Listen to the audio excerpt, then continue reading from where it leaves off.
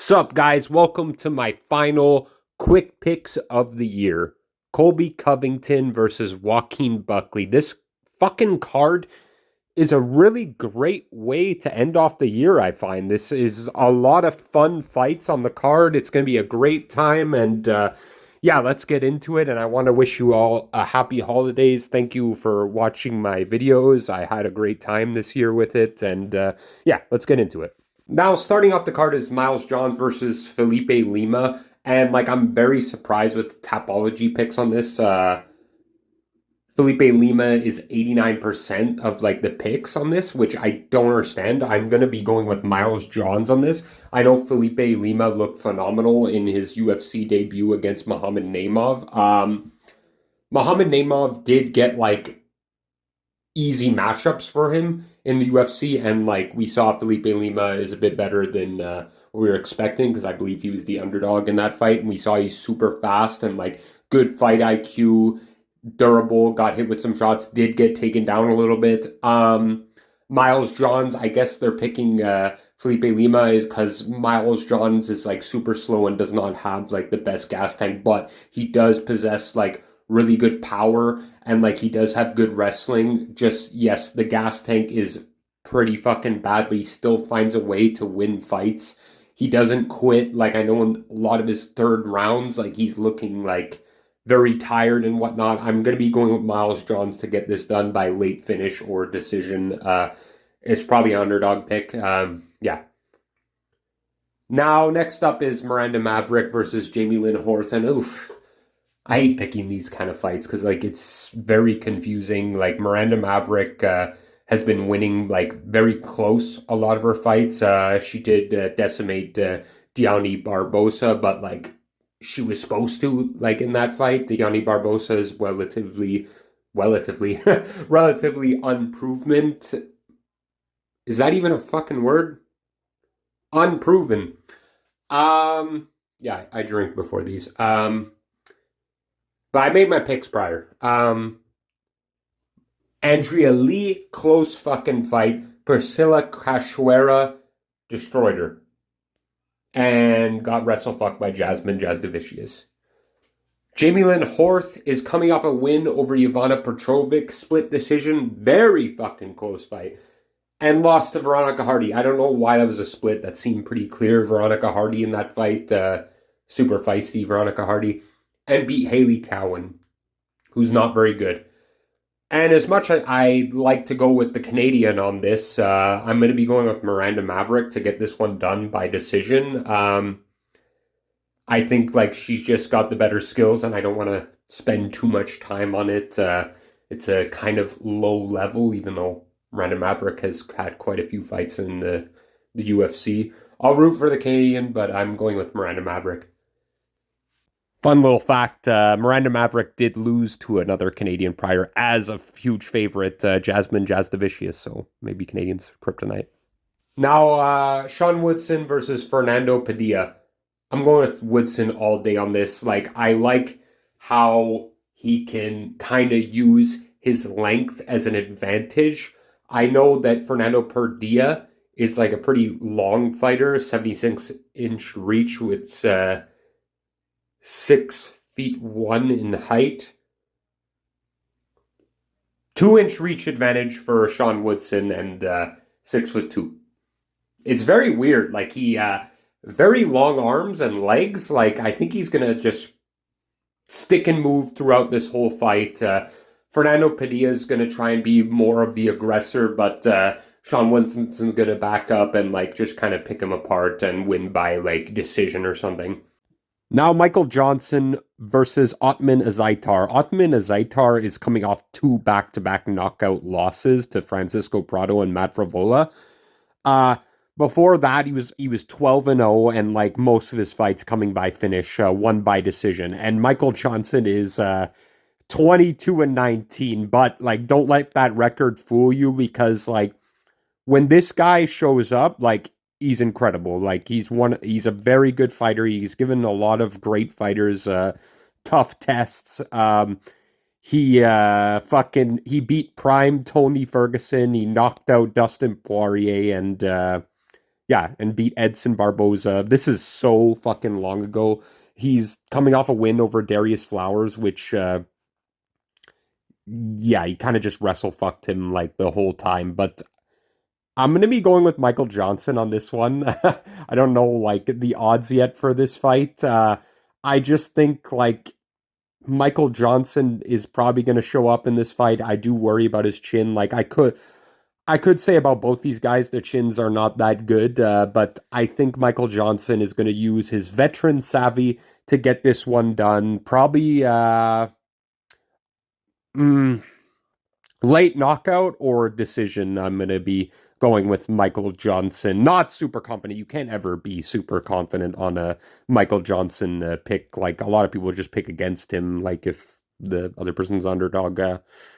Yeah, okay, Drakkar Close versus Joel Alvarez. This fight's a little bit tricky. Drakkar Close is a very good fighter. He is 36 years old. He did have a close fight with Joaquim Silva. I think some people thought Joaquim won that fight, but no, I didn't think that. But he has like he's pretty fucking slow, and Joel Alvarez is fast and tall, 6'3" when Drakkar Close is 5'9", 77-inch reach. I really like Drakkar Close, but I have to go with Joel Alvarez on this fight. Like he his takedowns are not that good, but like what keeps happening is like people take him down or like somehow it gets to the ground and he submits them like by guillotine or Darce choke, whatever. He beat Elves Brenner, which is a great win, and Mark Jacasey is his last two. And I think he'll just use his length and speed in this fight to get this one done. But I'm kind of rooting for Drakkar Close in this fight, but I'm going with Joel Alvarez. Now, Davy Grant versus Roman Tavares. I don't think Roman Tavares is that good, to be honest. But I think like this matchup, Davy Grant is fucking good. Like he has good like finishing ability, and like he's been like in a lot of fights in the UFC. And Roman Tavares, this is only going to be his second fight in the UFC. He had a split decision over Surrey City. I do think he won that. I don't know if it should have been a split like some people called robbery, but no, I don't think so. He shows up and like he throws like really fucking hard and wild. Like he's clearly a guy that likes to fight with Davy Grant being probably the more technical fighter. And like I don't know why I could see them robbing Davy Grant of a win too, but I'm gonna be going with Roman Tavares to get this one done by like decision, I think. I don't think he's gonna be able to put away Davy Grant. Davy Grant's got like quite a good chin. But yeah, I will go with Roman Tavares slightly. I will not put money on this though at all. No.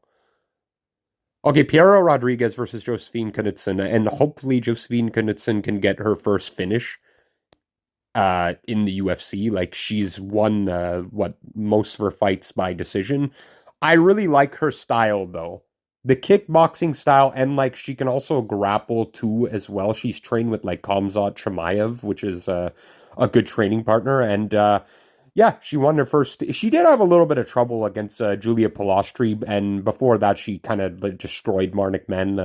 Marnik Man's not like the best fighter, and Isis Verbeek on the Contender Series. That was kind of sad that Dana didn't let her in at first, but then fuck, a month later she's fighting on the UFC. So you never know with like the Dana White's Contender Series if they get said known to. You see them sometimes later on. Piero Rodriguez does have a couple good wins, like Kay Hansen. Sam Hughes is very impressive, like, because Sam Hughes can be a very tricky opponent. Yeah, got submitted by Jillian Robertson, and oh my god, yes, she headbutted Ariane Connerlosi. I remember that fucking fight.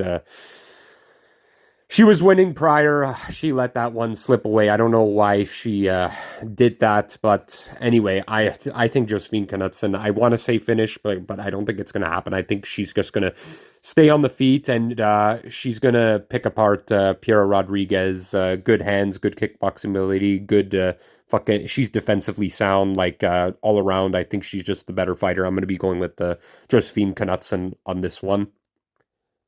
She did have a little bit of trouble with Julia Pilastri, but yeah, Julia Pilastri is a really feisty fighter. But anyway, yeah, Josephine Knudsen should get this done. I find her super cute as well, the accent too. Now, Daniel Marcos versus Adrian Yanez. This is quite tricky because I picked against Daniel Marcos against John Castaneda because of how he looked against Davy Grant, even though like he was beating Ariki Lang, but that fight got turned to a no contest. I forget why. But yeah, I thought he lost to Davy Grant. Like he just seemed too slow, and I didn't know what he was doing. But then he comes and beats John Castaneda very convincingly. That was a great fight, and Adrian Yanez, yes, he hits fucking hard. He's probably the more powerful fighter between the two. Um, am I going with Adrian Yanez on this one? Same age, same height, same reach. It's those leg kicks, man. I remember the leg kicks against fucking Jonathan Martinez and put him away and like came back, knocked out Vinicius Salvador really quickly. You know what? I won't. I'm not gonna be a pussy. I'm gonna pick Adrian Yanez to get this one done. I think like the power, like hopefully he shows up because like the power like is very good. Daniel Marcos like can be slow, but this is a super low confidence pick. I will be going with Adrian Yanez. Yeah. Now Manel Kopp versus Bruno Silva, and I was surprised to see on Tabology like how many people are picking Manel Kopp. I do think that Manel Kopp is a very good fighter, and like maybe it's because he's never been knocked out when Bruno Silva has fucking hands. Like he hits like super hard. One of the hardest hitting fighters in the fucking flyweight division for sure. Yes, last time out, Manel Kape lost to Muhammad Makayev. It was very weird, like seeing them talk so much shit and then come in there like a sparring match. It was very slow paced.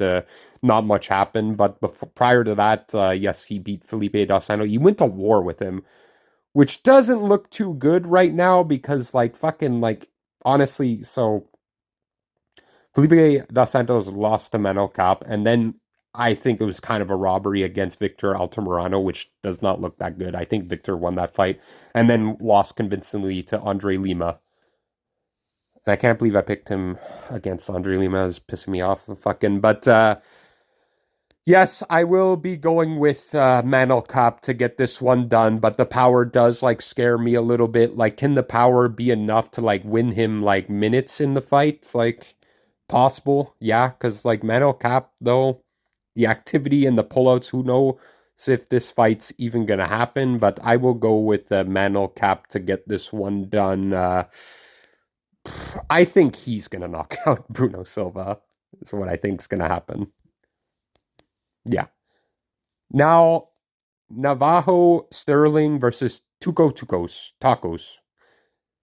Yes, we saw fucking Sterling come in on the Contender Series and knock out that guy, and it was very impressive fashion. A left hook. He looked really good, and Tuco's had like his first UFC debut against Umar Sy, which is a very tough test. Prior to that, fought in a ton of different promotions like Fury, Bellator, whatnot.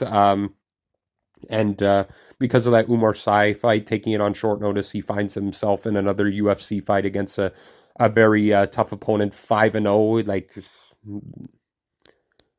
not many fights, but like I think his kickboxing is like superior, and I'm gonna be going with Sterling to get this one done by knockout. Now Dustin Jacoby versus Vitor Petrino. Last time out, Vitor Petrino got submitted by Anthony Smith, and it was like he didn't care at all, which was kind of funny, laughing, clapping when he lost. Like, it's interesting. Dustin Jacoby was like back in the day, like a number two best like kickboxer in like his division. I don't remember exactly for Glory, I believe it was. Yeah. He got knocked out by Dominic Reyes, lost to Alonzo Menefield, knocked out Kennedy Nzechukwu, lost to Azamat Mirzakhanov, and Khalil Roundtree. Um, yeah, Vitor Petrino does have less fights, but I'm going to be going with him to get this one done by decision. Like, sometimes he looks good, sometimes he doesn't. Like, I do not like how he looked against Tyson Pedro. I think, like, that kind of opponent he should have smoked, you know? And on Town Terokology, they had a close fight. Yeah, but I'll be going with Vitor Petrino, like, not, like, too heavy confidence, though, because Dustin Jacoby does, like, possess good hands and like decent kickboxing ability where Vitor Petrino is like well-rounded like MMA fighter. Yeah.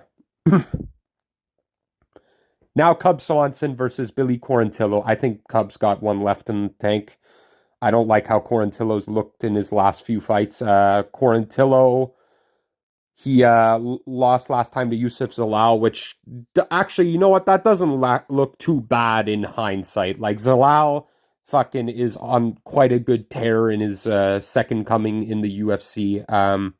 Yeah, he got submitted by Yusuf Zalal, but was losing prior to that anyway, and had a close fight with Damon Jackson. I know it was by unanimous decision, and got knocked out by Edson Barboza and beat Alexander Hernandez prior. You know what? That's not too bad at all.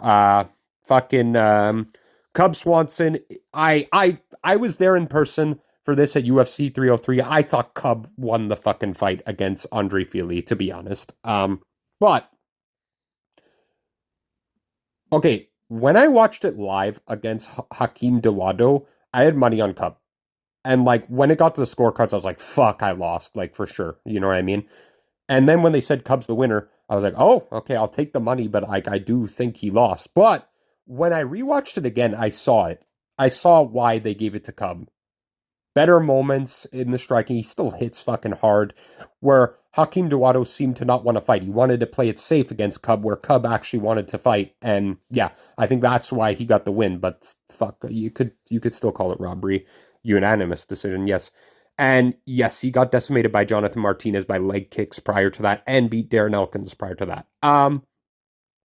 Look, the hands on Cub are still there. Like, he still throws with intent, and like he's gonna want to like fucking box Billy Quarantillo, and I think he's the better boxer, and he's gonna either knock out Billy Quarantillo or win by like 29-28 decision. Yeah, I'm going with Cub in this fight. I always like to add this just in case I'm thinking too highly of him, but I'm a huge fan of Cub Swanson. He's actually one of my favorite fighters ever. I just his box and everything, the way he hits, I big fan, like, but I do think he's gonna win this fight. Now, former well no, I still am Colby Covington fan here, takes on Joaquin Buckley. Look, I picked Colby Covington to beat Leon Edwards last year around this time. Yes. He comes in and looks terrible. I don't know who that guy was, like, honestly, when he fought Leon Edwards. I thought it looked fucking pathetic. Like, prior to that, like, the Jorge Masvidal it was a year before. He looked super good. Relentless pressure and wrestling is what I thought he would do against Leon Edwards, and that's what Bilal did and fucking won. But no, he comes in UFC 296 against Leon Edwards, and like he's like a like low level kickboxing, mixes in a little bit of wrestling, and it looked awful. Out of range like the whole time. I don't know what the fuck was going on. And Joaquin Buckley is on a hell of a tear right now in the welterweight division. Great fucking changing weight classes for him, because he's looked great so far. Like, his weakness was the power. But you know what? Colby does. I don't think he has like the power to put away Joaquin Buckley, because all the shots that put away Joaquin Buckley were fucking hard shots. Like the Kevin Holland, the way he knocked him out, very impressive. Alicio De Chirico, yes, that knockout was very impressive. Imavov, he rallied in that fight and won the third round when Nasruddin was gassing. And like that looks pretty good right now. Nasruddin is like, I fucking hate him, but fucking like he is like high level. I don't like his style of fights. Yeah. and got knocked out by Chris Curtis. Look, Joaquin has wrestling. I know Colby's probably the better wrestler, but Joaquin has got the better hands. He's 6 years younger, 5'10", 76-inch reach. I got to go with Joaquin Buckley on this one. You know, I love Colby Covington. His fights prior to like Leon Edwards had a lot of great fights, a lot of wars, but I think this is the one, and I think Joaquin Buckley is actually going to knock out Colby Covington, and fucking Colby's going to call early stoppage. But there is part of me that is rooting for Colby Covington, but I just can't like pick him in this fight. I'm going with Joaquin Buckley. Now, I know it hasn't been too long that I've been doing like my UFC predictions, but I've had so much fun like these past 3 months doing like these predictions for you guys, and like my picks percentage I've been super happy with. And yeah, it was a great year for UFC again. We were super spoiled. I'm only saying this because this is the last fucking card of the year. I'm very sad about that. Every single year when we have the Christmas break, I don't know what to do because I have like vacation on that time. Luckily, I'm going to be busy. I'm watching my dad's house in the middle of buttfuck nowhere. And, well, yeah, then it's fucking sucks. There's no UFC. I'm not doing shit. And then I'm going to the Dominican for a week. But yeah, when I get back, I will come back to a UFC fight night. I think it's, who is it? Mackenzie Dern versus Amanda Ribas. That should be a lot of fun, but I wish you all a happy holidays. Thank you for tuning into my channel. Let's have a great another year of fights. Yes.